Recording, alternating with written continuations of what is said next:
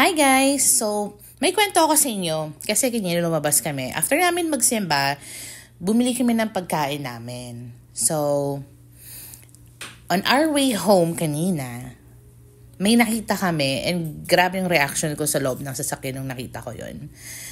So, syempre, nakamute na lang yun para hindi nyo naman marinig yung reaction ko. Sobrang nakakahiya nga lang. So, eto nga.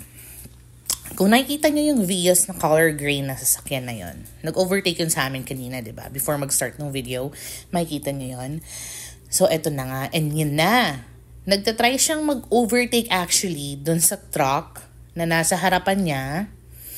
But then, guys, biglang nag-right turn itong truck.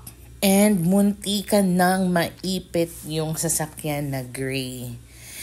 And very shocking yung nakita ko nung kanina. Akala ko may ipit talaga yung gray na sasakyan.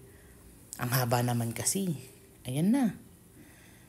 Ayan na, guys. Kita niyo na ba yun? My God, diba? Grabe. Buti na lang nakapreno siya at hindi naipit yung sa may harapan niya. Kaya guys, during this rainy season, mga ganito, or kahit hindi rainy season, mag-ingat tayo sa pagdadrive. Hindi natin kailangang lagi tayong nagmamadali mag-drive. Okay? Hindi na, lalo na malalaki yung mga sasakyan nasa harap natin, hindi natin kailangan dapat, alam niyo yun, ino-overtaken. We just have to be careful, okay? Pwede mag-overtake kung gusto niyo, but just be careful na lang. Right? Drive safely, everyone. Yun lang.